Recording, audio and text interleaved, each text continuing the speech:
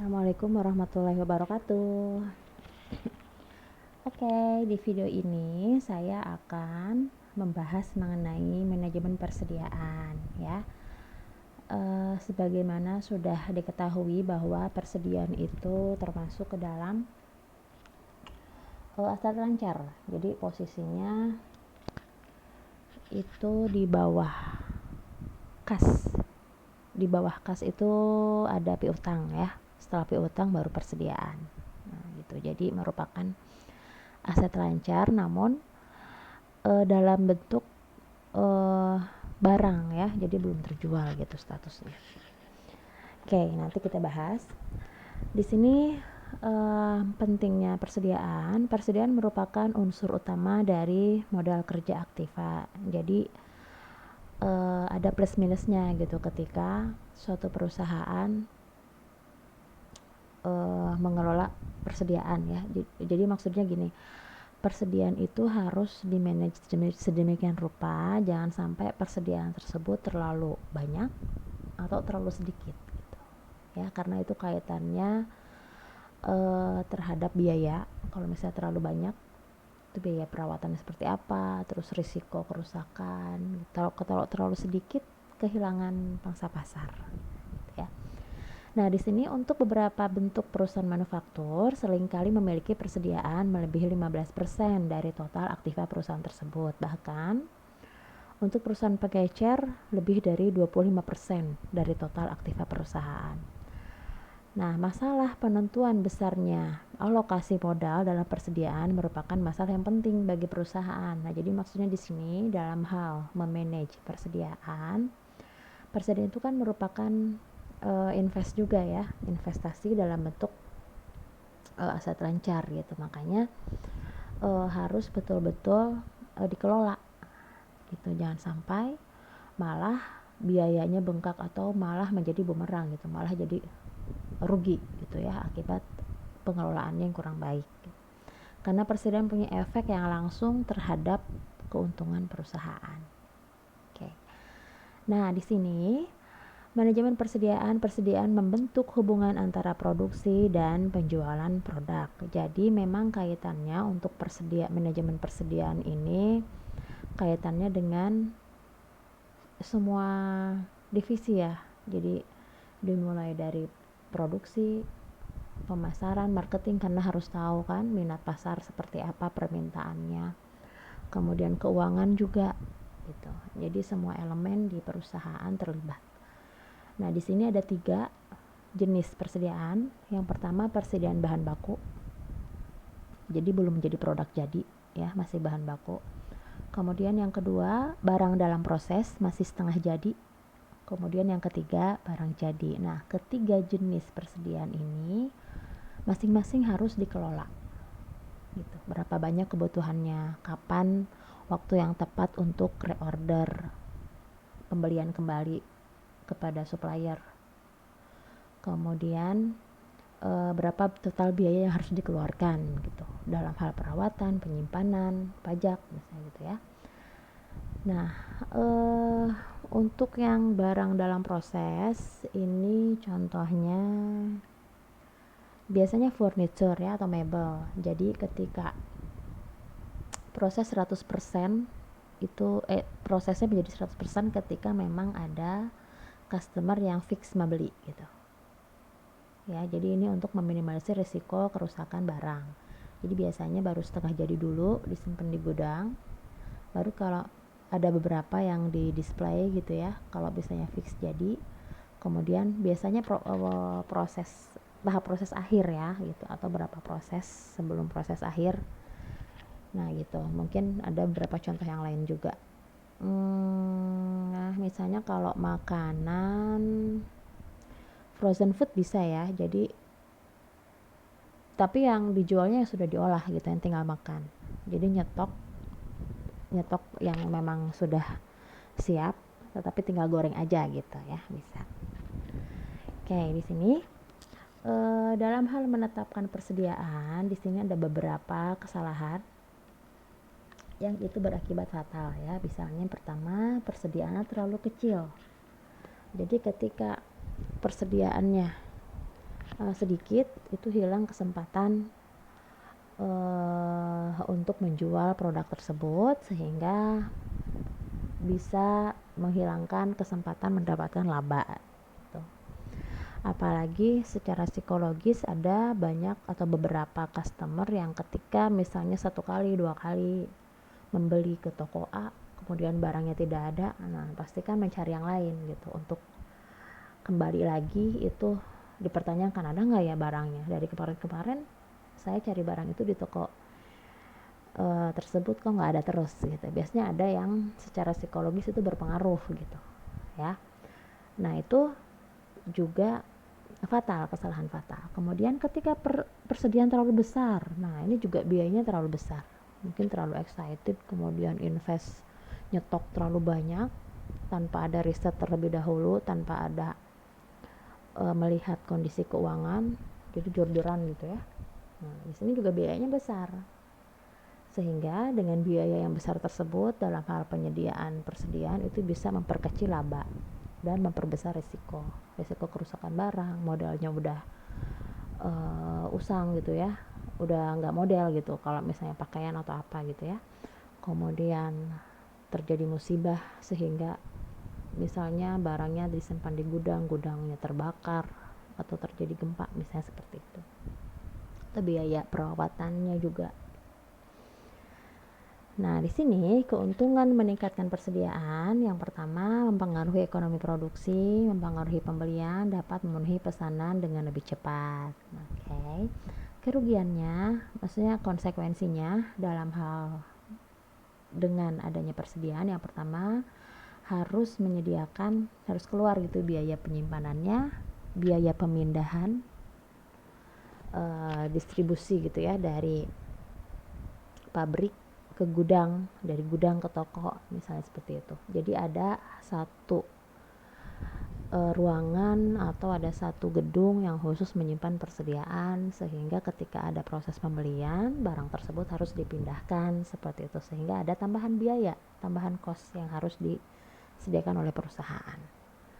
Kemudian pengembalian modal yang tertanam dalam bentuk persediaan. Nah, jadi kan kalau misalnya terlalu banyak diinvestasi di persediaan, artinya itu uangnya atau itu aset lancar yang belum tentu cair kan ya, kecuali kalau piutang oke, resikonya juga tinggi, gagal bayar, tapi kan setidaknya produk sudah pasti terjual.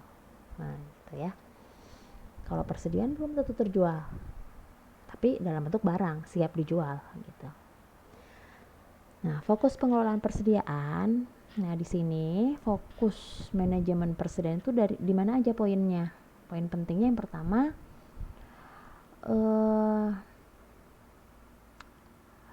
sebetulnya ada 3 ya. Yang pertama, berapa banyak yang harus dipesan pada waktu tertentu, berapa banyak jenis persediaan yang harus disimpan, kemudian kapan sebaiknya persediaan dipesan. Oke, selanjutnya tujuan pengelolaan persediaan, menyediakan persediaan yang dibutuhkan untuk menyokong operasi dengan biaya yang minimum. Nah, di sini jadi poin pentingnya yang tadi, yang pertama itu adalah biaya persediaan. Jadi berapa banyak biaya yang harus dikeluarkan perusahaan untuk melakukan investasi di persediaan. Biayanya apa saja? Yang pertama biaya penyimpanan. Kemudian yang kedua biaya pengadaan, artinya pemesanan ya, order gitu. Kemudian yang ketiga biaya akibat kekurangan persediaan. Nah, ini bisa di-manage. Nah, oke. Yang pertama, carrying cost atau biaya penyimpanan persediaan.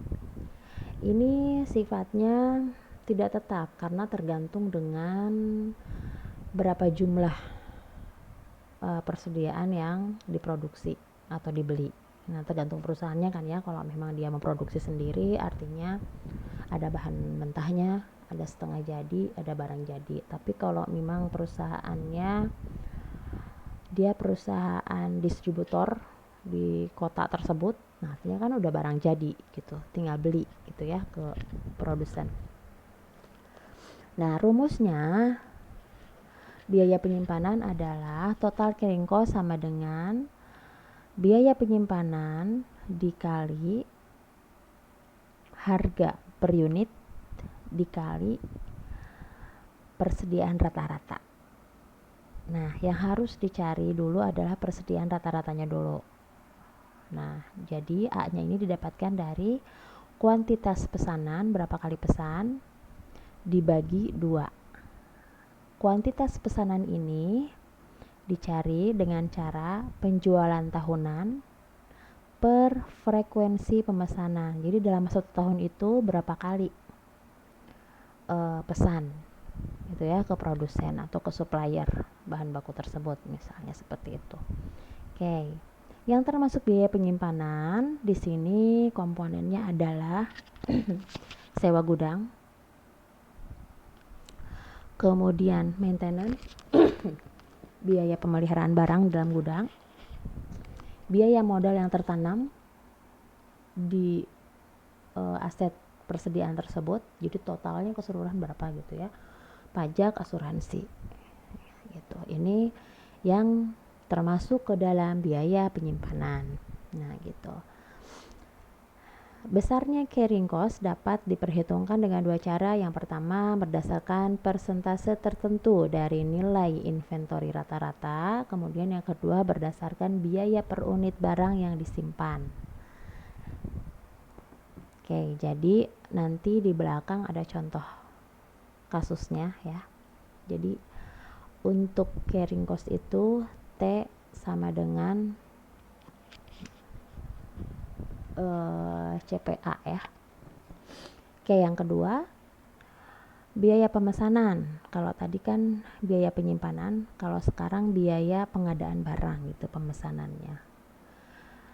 Ini juga sama, sifatnya tidak tetap, tergantung dengan berapa kali pesan. Total biaya pemesanan TOC, total ordering cost, sama dengan frekuensi fixed cost dikali S per quantity. Oke.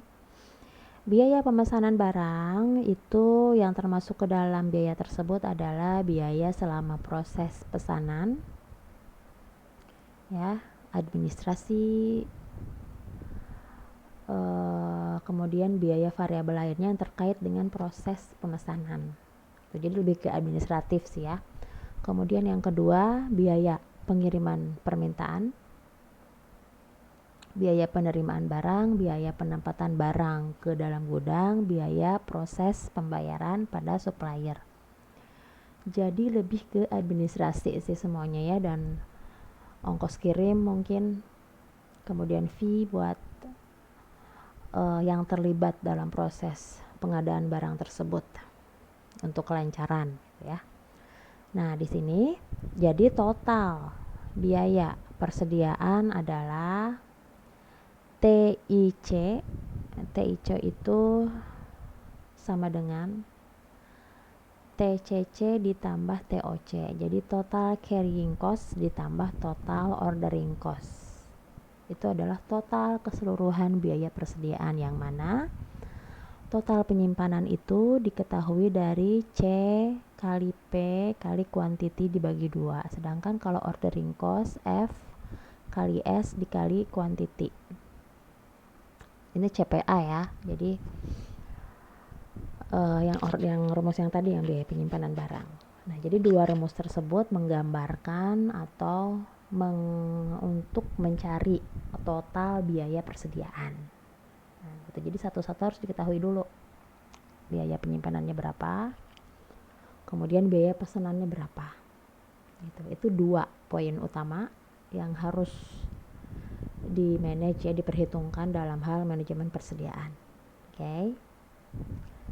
Nah, selain itu, kalau tadi berbicara penyimpanannya berapa biayanya, kemudian biaya pemesanannya, pengadaan barangnya, lebih ke distribusinya, ongkos-ongkos gitu ya, fee.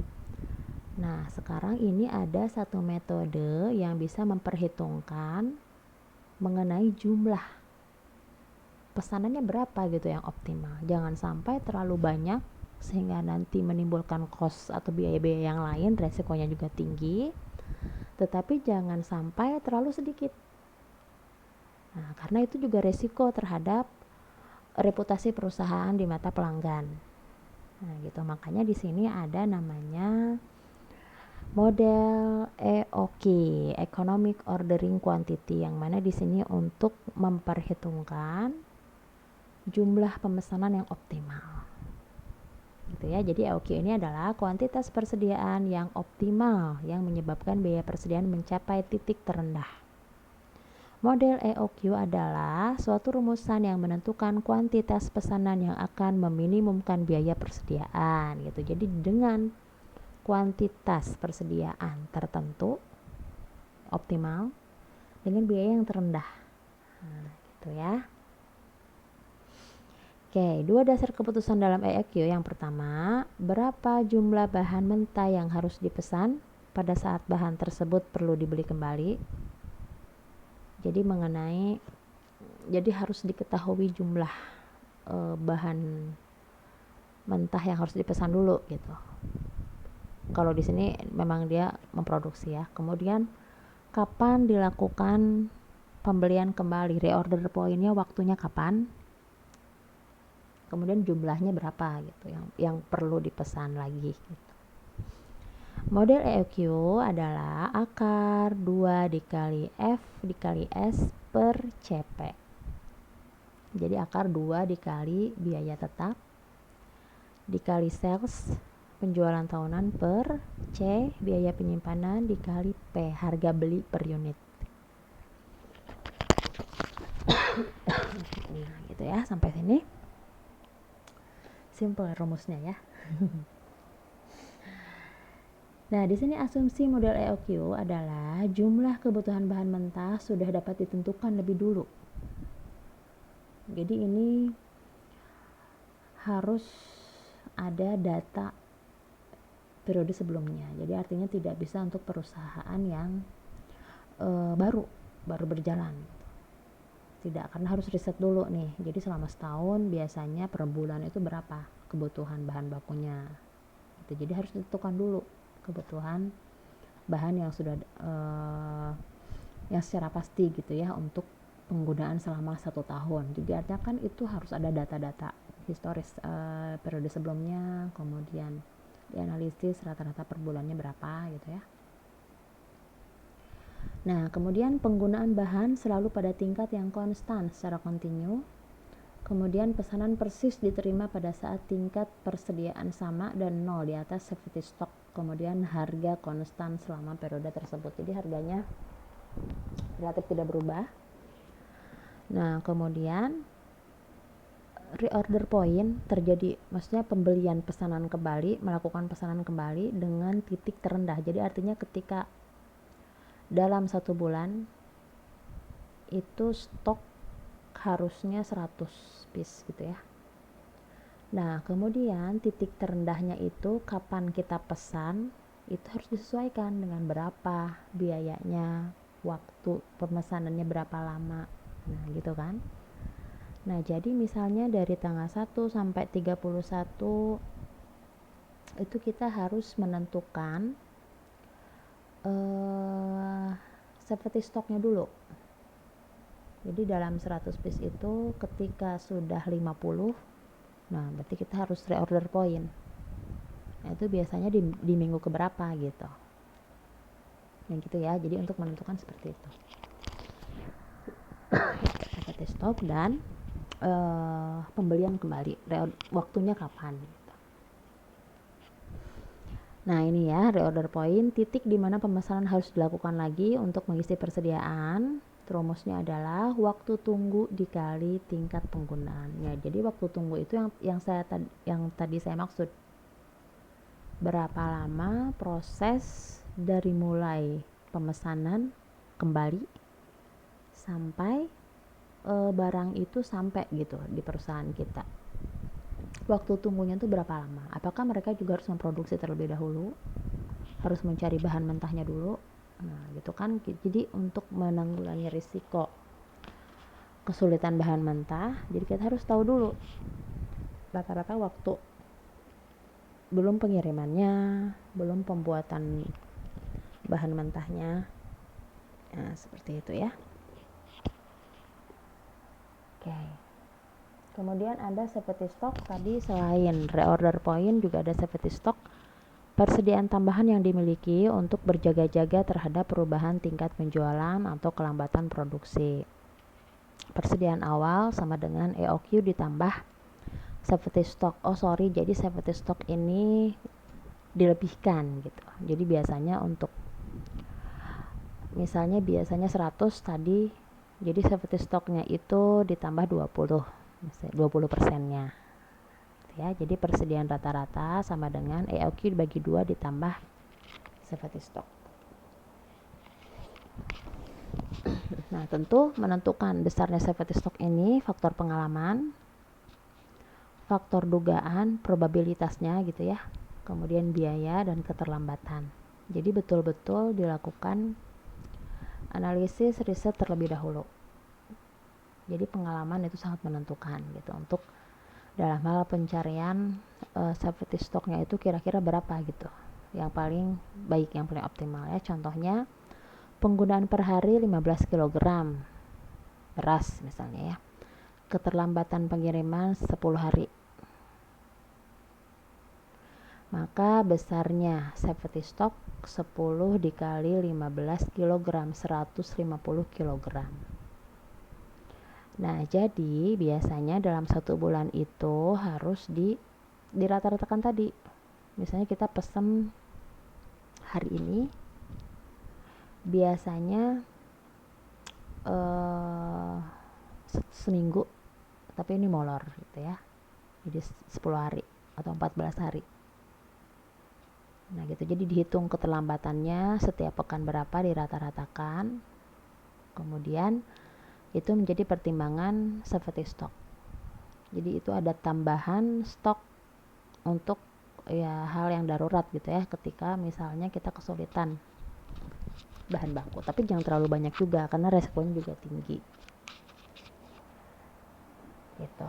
Ya, di sini contoh kasus, perusahaan A menjual 2,6 juta kilogram terigu. Oke. Biaya pemesanan 5.000. Biaya penyimpanan 2% dari harga beli, dan harga beli adalah $5 per kilogram.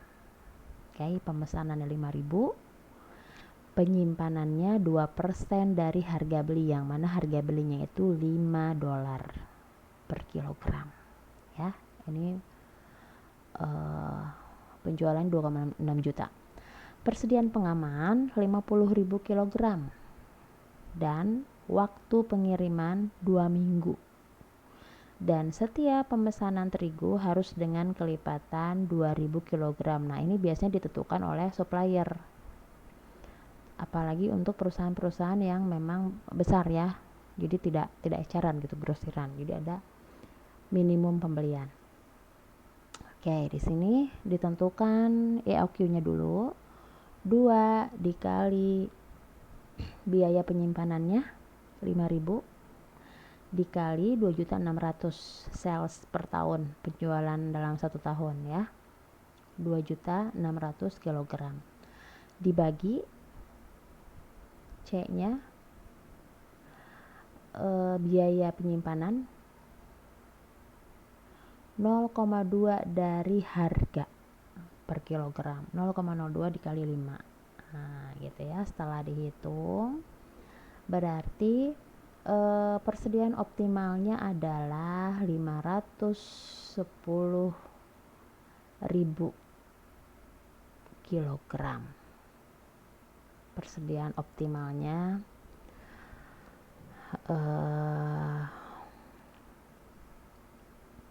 pada perusahaan tersebut. Selanjutnya di sini dihitung pemesanan ulang. Penggunaan per minggunya berarti harus diketahui dulu. 2.600.000 dibagi 52, dalam 1 tahun ada 52 minggu, berarti per minggunya harus ada 50.000 kilogram penjualan. Titik pemesanan ulangnya adalah waktu pengiriman ditambah safety stock, berarti 2 minggu dikali 50.000 ditambah 50.000. Oh, tadi yang 50.000 itu tuh ini ya, persediaan pengaman. Nah, berarti titik pemesanan ulangnya itu ketika di angka 150.000 kilogram. Oke. Pemesanan dalam 1 tahun. Pemesanan dalam 1 tahun berarti 2.600.000 dibagi dengan EOQ-nya 510.000 kilogram. Kemudian 5,098 kali atau 72 hari. Artinya berarti 10 minggu. Ya, tingkat pemakaian per hari 2.600.000 dibagi 365 hari. Berarti 7.124 kilogram. Ini berarti ini untuk mencari 10 minggu berarti dibagi per minggu ya. Seminggu itu kan ada 7 hari, berarti dibagi 7 gitu. Nah, baru diketahui biaya penyimpanannya ya. TCC sama dengan 0,02 dikali 5% dikali EOQ-nya berapa ya, quantity 510.000 dibagi 2. Jadi TCC-nya, biaya penyimpanan barangnya adalah $25.500 ya. Jadi selama 1 tahun, berarti kalau kita review ya, penjualan 1 tahun itu 2,6 juta ya.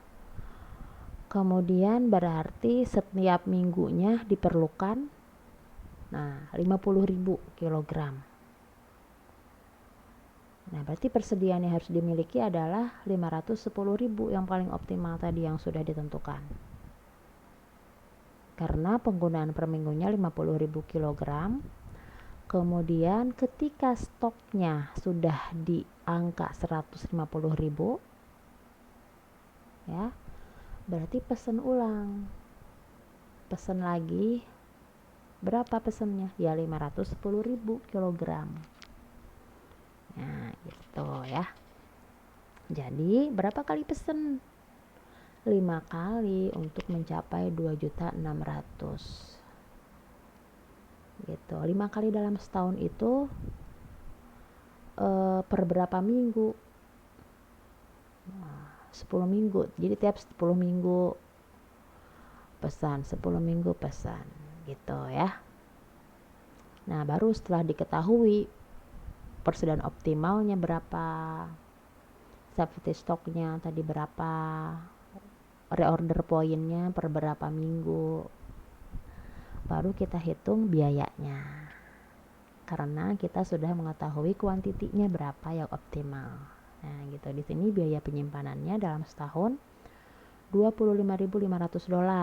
Nah, kemudian biaya pemesanan, biayanya 5.000 tadi dikali 2.600.000 per 510.000, $25.490,20. Berarti total biayanya sekitar biaya safety stock C dikali P dikali safety stock $5.000 tadi sudah diketahui ya. Baru dihitung totalnya berapa. Biaya penyimpanannya 25.500, biaya pemesanan 25.490 dan biaya safety stock $5.000.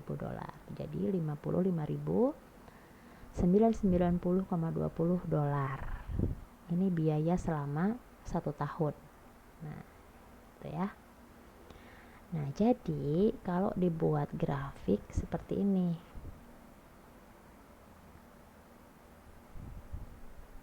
Ya. Safety stock 5.000. Ini kayaknya salah ya grafiknya. Oke, jadi seperti itu. Ini betul angka-angkanya, cuman saya keliru harusnya digeser-geser gitu, 560 di sini karena kan dalam 1 tahun 510 gitu. Jadi salah peletakannya saja Yang penting kita harus menentukan safety stocknya berapa, reorder poinnya, EOQ-nya berapa, kemudian dalam 1 tahun ada berapa kali, ya gitu ya. Oke. Mungkin demikian mengenai manajemen persediaan, kira-kira seperti itu. Jadi yang harus ditentukan adalah biaya penyimpanan dan biaya pemesanan. Nah, sebelum menghitung itu, dan biaya safety stock, sebelum menghitung itu harus diketahui dulu kuantitinya berapa dengan cara menghitung dengan cara model EOQ ya, Economic Ordering Quantity.